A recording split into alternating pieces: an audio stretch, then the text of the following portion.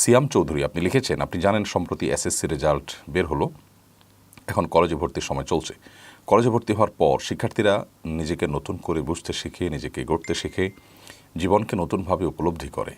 আবার অনেকে একটুখানি স্বাধীন পরিবেশ পেয়ে ভুল পথেও পা বাড়ায়, দিন ধর্ম সমাজ সংস্কৃতি ভুলে যায়। আপনি তাদের উপরে কিছু পরামর্শ গাইডলাইন দিন যা তারা তাদের চলার পথে সহায়ক হবে। ভাই সিয়াম চৌধুরী, খুবই চমৎকার একটি আর্গুমেন্ট আপনি পেশ করেছেন এবং আমার মনে হয় যে এটা সময়ের সবচেয়ে প্রয়োজনীয় একটি কাজ। আমাদের তরুণ যারা সদ্য দাখিল বা এসএসসি শেষ করেছেন, তারা কলেজে ভর্তি হওয়ার প্রস্তুতি নিচ্ছেন এবং কলেজে ভর্তি হতে যাচ্ছেন, সন্দেহ নেই তাদের জীবনের অত্যন্ত গুরুত্বপূর্ণ একটি টার্নিং পয়েন্ট এটি।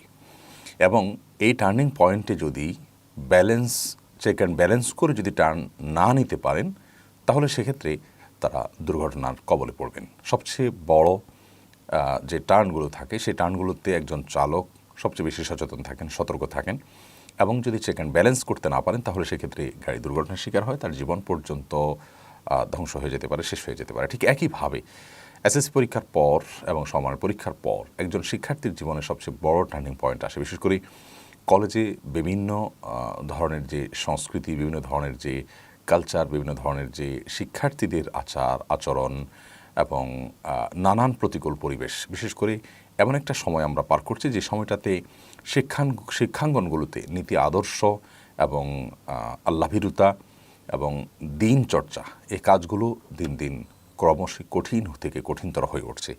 এই সময়টাতে একজন মুসলিম, একজন যুবক, একজন তরুণ, তিনি অত্যন্ত বলিষ্ঠভাবে সংকল্প করতে হবে, তাকে অত্যন্ত দৃঢ়তার সাথে নিজের সঙ্গে নিজের বোঝাপড়া করে নিতে হবে যে আমি কলেজ লাইফে গিয়ে কোনো অবস্থাতেই সেখানকার বাজে কোনো কালচার আমার গায়ে মাখাবো না, সেখানকার খারাপ কোনো রং দ্বারা আমি নিজেকে রাঙাবো না, বরং সেখান থেকে ভালো কিছু জানে আর সেটা আমি নেব এবং মন্দ কিছু থেকে আমি নিজেকে বিরত রাখবো। এবং সেখানে কি কি সমস্যা হতে পারে, যেমন সেখানে অবাধ মেলামেশার ফলে আপনার যে সেক্সুয়াল অপরাধগুলো আছে, হারাম যে রিলেশন আছে এবং হারাম রিলেশনের যে হাতছানি আছে, সেগুলো বিভিন্ন বন্ধুর হাত ধরে হতে পারে, বিভিন্ন মেয়ে শিক্ষার্থীর মাধ্যমে হতে পারে, বিভিন্ন মাধ্যমে হতে পারে। সেগুলোর ব্যাপারে আমি অ্যালার্ট থাকবো, আগে থেকে সেই সংকল্প আমাদের থাকা উচিত। প্রিয় শিক্ষার্থীবৃন্দদের প্রতি এই আমাদের প্রথম আবেদন। এর পাশাপাশি সেখানে নাস্তিকতাবাদের যে জোয়ার চলছে, সেখানে ধর্মহীনতার যে জোয়ার চলছে, সেই জোয়ারে যেন আমার ঈমান একটুও ক্ষতি না হয়, সেজন্য আমি সজাগ থাকব এবং আমি আগে থেকে জানতে পারি যে সেখানে কি চলে। অনেক টিচার থাকবেন যারা এমন সব প্রশ্ন তুলবেন যে প্রশ্নগুলো আমার ঈমানকে ধ্বংসের দিকে নিয়ে যেতে পারে, যে প্রশ্নগুলো ইবলিস মানুষকে খুঁচিয়ে খুঁটিয়ে দিয়ে থাকে।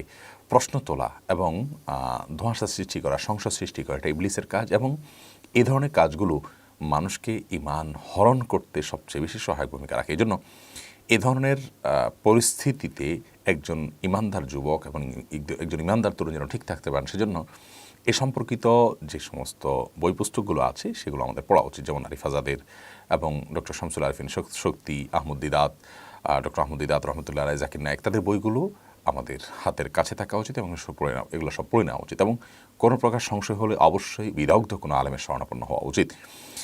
সেই সাথে সেখানে আমাদের ভালো বন্ধু তুলনামূলকভাবে যাদেরকে পাওয়া যায়, যতটুকুই পাওয়া যায় তাদেরকে খুঁজে বের করতে হবে। এবং এমন শিক্ষা প্রতিষ্ঠানে যাওয়া যাবে না যে শিক্ষা প্রতিষ্ঠানে আমার ঈমান, আমার আমল, আমার আল্লাহর প্রতি বিশ্বাস দুর্বল হয়ে যাওয়ার সমূহ আশঙ্কা আছে, যে পরিবেশের প্রভাবে, যে আগুনের আঁচে আমি প্রভাবিত হয়ে আমার ঈমানকে খুঁয়ে বসতে পারি, সেরকম পরিবেশে যাওয়া যাবে না।